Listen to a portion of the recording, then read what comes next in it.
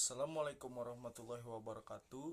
Innal hamdalillah wassalatu wassalamu ala Rasulillah Sayyidina Muhammad bin Ibni Abdillah wa ala alihi wa habihi wa mawalah amma ba'du. Bismillahirrahmanirrahim. Segala puji hanya milik Allah, Tuhan semesta alam. Salawat serta salam semoga selalu tercurah kepada junjungan kita Nabi Muhammad Shallallahu Alaihi Wasallam, keluarga, sahabat, dan seluruh pengikutnya hingga akhir zaman. Saudaraku seiman, hari ini mari kita renungkan satu amanah besar yang sering kita lupakan. Padahal Allah titipkan kepada setiap insan amanah untuk menjaga alam. Alam bukan sekedar tempat kita berpijak, melainkan bagian dari tanda-tanda kebesaran Allah yang membuktikan keagungan dan kasih sayangnya kepada seluruh makhluk. Lalu ada ayat yang menjelaskan tentang Allah sebagai ciptaan dan ayat Allah. Allah berfirman dalam Al-Quran, Inna fi khalqis samawati wal ardi wa ikhtilafil laili wan nahari wa ayati li ulil albab. Sesungguhnya pada penciptaan langit dan bumi dan silih bergantinya malam dan siang terdapat tanda-tanda kebesaran Allah bagi orang-orang yang berakal. Ayat ini mengajarkan kita untuk merenungi ciptaan Allah, bukan hanya mengaguminya, tapi juga menjaganya. Setiap pepohonan, sungai, laut, gunung, bahkan udara yang kita hirup adalah rahmat Allah yang menopang kehidupan manusia dan makhluk lainnya. Bila kita merusaknya, maka kita sesungguhnya telah mengkhianati rahmat dan amanah tersebut. Lalu kita adalah khalifah di bumi. Allah telah menetapkan manusia sebagai khalifah, sebagaimana firman-Nya.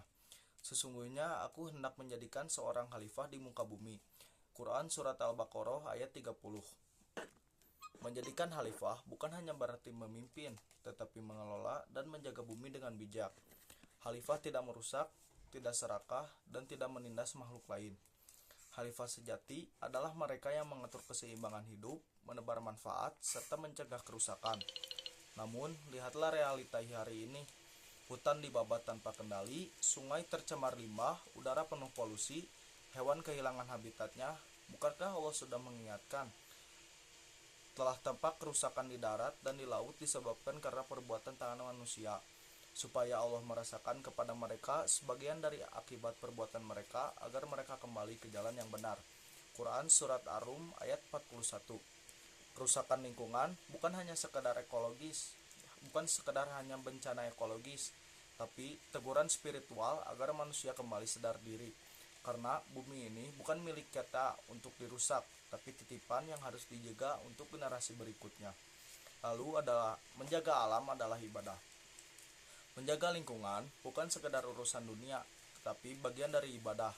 Rasulullah Shallallahu Alaihi Wasallam bersabda, tidaklah seorang muslim menanam pohon atau menabur benih lalu dimakan oleh burung, manusia atau binatang, kecuali itu menjadi sedekah baginya. Hadis riwayat Bukhari dan Muslim.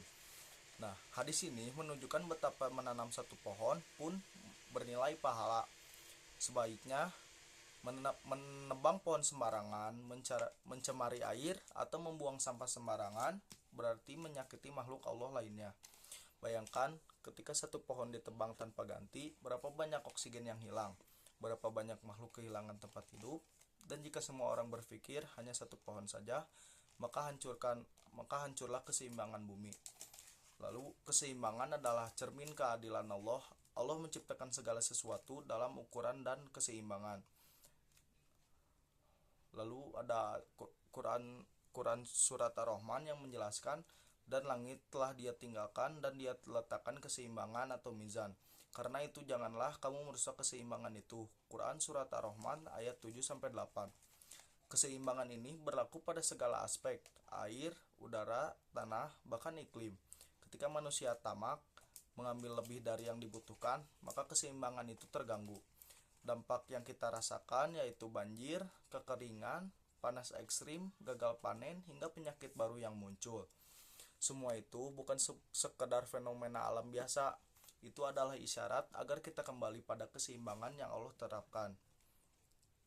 Lalu ada tanggung jawab pribadi kita. Saudaraku, menjaga alam tidak harus menunggu menjadi pejabat atau aktivis lingkungan. Kita semua punya peran. Kurangi sampah plastik, gunakan ulang barang, hindari yang sekali pakai. Lalu menanam pohon, walau satu, insya Allah bernilai sedekah jariah.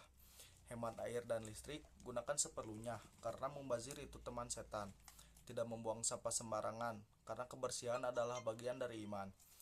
Mendidik anak-anak agar cinta alam, bukan hanya memanfaatkannya. Jika setiap muslim berbuat kecil dengan niat karena Allah, maka bumi akan kembali seimbang dengan izinnya. Lalu saudaraku, bayangkan bila bumi ini bisa berbicara, mungkin ia akan menangis karena luka-luka yang kita buat. Tapi masih belum terlambat. Allah Maha Pengampun, Maha Pemulih selama kita mau berubah, memohon ampun, memperbaiki cara kita memperlakukan alam. Maka bumi pun akan kembali tersenyum. Mari kita jadikan menjaga alam sebagai bagian dari keimanan dan ketaatan kita kepada Allah. Karena di hadapannya, kita bukan hanya akan dinilai pertanggungjawaban atas sholat dan puasa, tapi juga atas bagaimana kita menjaga bumi yang Ia titipkan. Lalu, semoga Allah menjadikan kita hamba-hamba yang sadar, lembut terhadap makhluk, dan bijak dalam mengelola alam. Semoga setiap langkah kita yang menjaga bumi, setiap pohon yang kita tanam, dan setiap sampah yang kita buang pada tempatnya menjadi amal jariah yang terus mengalir hingga akhir kelak. Amin ya robbal alamin. Wassalamualaikum warahmatullahi wabarakatuh.